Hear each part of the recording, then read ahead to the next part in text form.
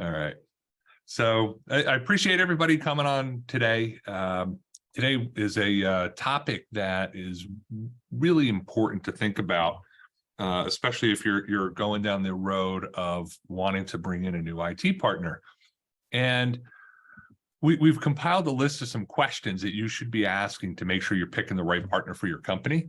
And but before we get started, what I'd really like to do is just to make sure we cover a little basic housekeeping. All right, here we go. So on your screen, it's you'll see it says open chat area. It's really the Q&A area.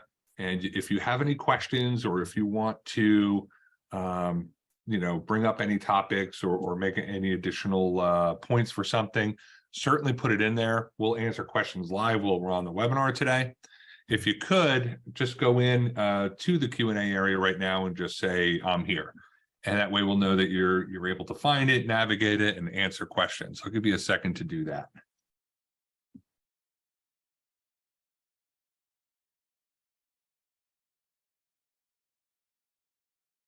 All right, great. And additionally, if you have any questions as we go, you put them in there. And also, I probably could have asked this up front, but if you could, let me know that you can hear me and just type in, I can hear you on the Q&A section, please.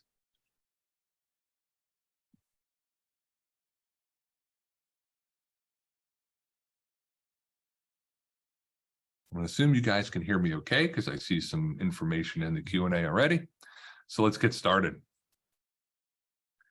All right. So why is choosing an IT support company not that easy? And really, there's no shortage of horror stories about incompetent technology companies causing more problems because of gross incompetence. I'm sure you can talk to your own friends and colleagues and you'll get an earful about the unfortunate experiences they've had. And it's because the computer and support and consulting industry, along with a lot of other industries, they have their own share of incompetent or unethical businesses that will try to take advantage of business owners who can't determine whether the technician knows what they're doing or not. Often it's because they don't have the skills and competency to do the job right, but they're not going to tell you that up front. And anything from misleading information and unqualified technicians, poor management, terrible customer service, we've seen it all. And we know they exist in abundance because we've had several customers come to us over time and they ask us to clean up the disasters that these others have caused. A little known fact about our industry is it's not regulated like other professional service industries. What's that mean? It means that anyone can claim they're a technology expert. You have automotive repair shops, electricians, plumbers, lawyers, your medical industry, your finance industry, they're all heavily regulated to protect the consumer from receiving substandard work or getting ripped off. However, technology industry is still highly unregulated, and there aren't any laws in existence to protect the consumer. So I'm glad you're on with us today to find out the 11 things to keep in mind when choosing the right IT partner. So let's dive in.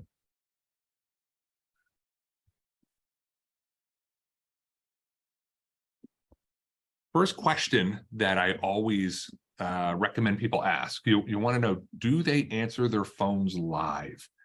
And it's something that we see all the time. So when a problem comes up, you want it resolved fast. Many of the organizations we support work outside of normal hours, and they can't access their systems, and they can't get a hold of anyone to help them. It's incredibly frustrating. If they aren't answering their phones live, that usually means they don't have a large enough team to handle all their client needs. We definitely are a firm believer in answering our phones live. We do all the normal business hours, as well as we make sure that 24/7, if you need to reach us, you're able to reach us by phone. And that is something you should be asking of all your potential suitors for taking care of your IT. So next up, is their help desk based in the United States? This is important for a couple different reasons. And, first of all, are they in-house? Are they contractors? You'll find a lot of IT providers that outsource all of their help desk to other firms who really don't know anything about you or your account. We believe firmly in staffing internally, hiring internally. That way we have the best relationship with our clients possible. Also, what systems and data do they have access to? It's are you breaking any compliance or regulatory issues? This is one of the most important aspects for customer service. And it's also something we feel that it's going to keep your data secure. Do they have any positive reviews?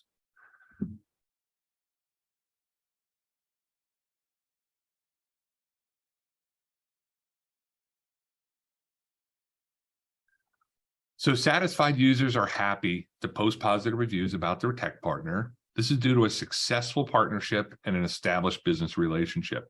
Take a look at Google, social media, Glassdoor, Indeed.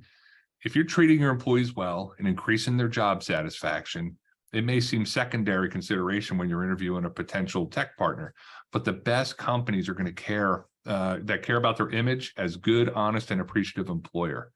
It reduces employee turnover, it increases employees' morale and motivation, and it directly affects the quality and timeliness of projects. It also shows the company's work culture. We spent a lot of time and effort at Zog creating an environment where our employees know they're valued, they know they're appreciated. It's our firm belief that a happy and satisfied employee is going to provide the best service to our clients. So who has access to your environment? It's a standard procedure for is it a standard procedure for your tech partner to provide you with written network documentation detailing what software licenses you own, critical passwords, user information, hardware inventory, etc., or are they the person with the keys to the kingdom? All our clients are going to receive this in written and electronic form at no additional cost. We also perform a quarterly update on the material. We make sure key people from your organization have this information and know how to use it. It gives you complete control over your network. You know, as a side note, you should never allow an IT person to have that much control over you and your company. If you get the suspicion your current IT person is keeping this information under their control and as a means like for job security, it should really be a red flag. It's also dangerous to your organization. You know, we've had this situation a few times over the years, and where somebody holds the keys to the kingdom, maybe they leave in a huff one day if it was an internal employee, or it's an existing vendor that goes out of business, or that vendor has been ransomwared. What are you going to do if you can't get access to any of your equipment and your supplier is no longer available? We've had to go in and rebuild networks from the ground up, and I assure you that is not a small task. So you want to make sure that you have access to this information. And it's a lot of providers will tell you, well, we don't want you to have access to it because then it's going to be an issue for us to support you because we're not going to know if you made any changes along the way. This isn't a situation where you need to go in and make changes. It's just making sure that you have the breaking glass mechanism to get to the information if needed. And it shouldn't just be information that you have to seek out from them later. All right, so next up, what does my IT team look like? And what I mean by that is this is another critical question. Like, it often goes unasked until the very last minute. So who do you contact when you need assistance, advice, a decision, or escalate an issue? It's not always just tech issues you're calling about. So there's no right or wrong answer here. Your team depends on many variables. So I think it's a little easier here if I explain how we do things here and why we do them the way we do them. So walking through the scenario, if you were a new client, you'd be assigned a project manager for your onboarding. By onboarding, it's where we gather information and documentation. We get to know you, we get to know your people, we get to know your systems. And you'll also be assigned an account manager, and that person's there to help coach and direct you through to the current resource, to any questions you have when you need help or you're not sure where to go. But the reason we have a project manager work with you is we want you to become familiar. We want to become familiar with your organization. And we want you to become familiar with our organization. And at the end, both parties know each other, forms a great working relationship. And this is what we internally call the client journey. And would be happy to talk more about it with anybody if there's any questions during this call. So, but during the client journey, you're going to be introduced to the service team, the project team, the security team. And at the completion of it, your account manager will deliver you your first technology business review and then establish a rhythm for business reviews moving forward. That way, you're always getting that proactive advice. Which leads me to, are they proactive? This is a question that nearly every provider is going to say yes. So it's one of the ones of making sure that you can quantify it, right? So one of the big reasons to switch to managed providers, you're going to get secure access to cutting edge technology. It's going to take your business to the next level by going with an expert. A great MSP is going to offer you new solutions, ideas, and help grow and optimize your business. Our technology business review process is where we will review your current setup, as well as provide you with a roadmap. It's going to ensure you're always aware of what new technologies are available, prepare you for any changes in the industry or compliance. We look for new ways to help improve your operations, lower costs, increase efficiencies, and resolve any problems that may be arising. Our goal with these meetings is to help you be more profitable, efficient, and competitive. That's how we define proactive. And if there aren't dedicated people with the provider you're talking to that are able to work in that capacity, it's something you really need to consider. So, and it's, you know, while fulfilling and exceeding SLAs is a great start, it's not going to give you that edge, right, that you need to compete. So if you're talking with a company about becoming a potential partner, it's important to sync up about longer term goals. The conversation will tell you a lot. So if it's a quality partner, they'll have ideas about where you're headed, not just where you are today.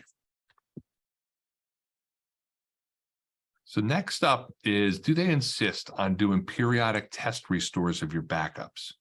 And this one is there's different type of backups that you have to think about as well. But so the way we look at it and address this is we actually go through and perform a monthly fire drill. We perform a test restore from backup for our clients.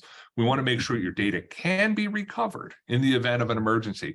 After all, the worst time to test a backup is when you desperately need it. So for anyone who has not had to restore from backup, there's a few different types of backups you have to consider. So first of all, there's like a file recovery backup. And a file recovery backup is simply just that. So if you're working inside an Excel document and you've made changes and you accidentally delete the file or something happens to it, becomes corrupted, we're able to pull that back from a backup copy. And next up is called a bare metal recovery. It's a little more techie of a term, but all it means is your whole server crashed, right? So if you have an in-house server, the physical piece of hardware, let's say the motherboard goes, or there's a sprinkler head went off and was able to render the device useless. What you need is to have a backup that you can restore from, but not just your files and folders. You're going to have to restore the operating system, all the updates, any pieces of software, like if you're a QuickBooks or Sage user, you may have installations that have to occur and be configured on that machine. So then all those have to be turned on, all the users have to be recreated, or you do a bare metal recovery, which means all that was backed up and we bring the image back. And all we need at that point is a new server to put it on. And then there's the ransomware recovery. It's a kind of a subset of bare metal recovery because that's what's going to have to happen. But ransomware recovery is you are completely locked out of everything. The reason you have your backups is for situations like this, in addition to other possible scenarios. If your backups are not recoverable or you don't have working backups, your other option is to pay the ransomware. And that is one of the most challenging things in today's market to have to witness and go through with organizations. And on the last part is, if you have virtualization or cloud in place, you still need to have a methodology to do either bare metal or ransomware recoveries, because just because it's in the cloud does not mean it can't be ransomware. And so you have to be sure you're covering all your bases. All right. So aside from service and response times, we often we do a lot of project work here. And one of the topics that comes up frequently is, how much is it going to be to install something, a new firewall, a new server, run some upgrades, whatever it may be. Are you being offered a flat rate or fixed fee project quotes?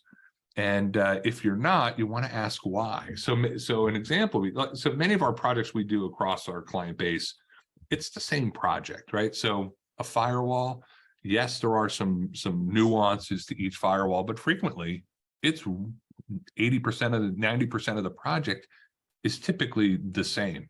So we're able to flat rate a lot of the work we do. And that way, going into the project exactly what something's going to cost and what those expectations are. So you want to make sure that your budget needs to be agreed upon ahead of time. And you want to make sure there's no surprises when it comes to the bill. You shouldn't have to pay for the mistakes or someone learning on your dime. So if projects are only time and material, there should be a valid reason as to how they can control those rates rather than just running up a large bill. Actually, even before we jump over to question 9, the last thought on the flat fee.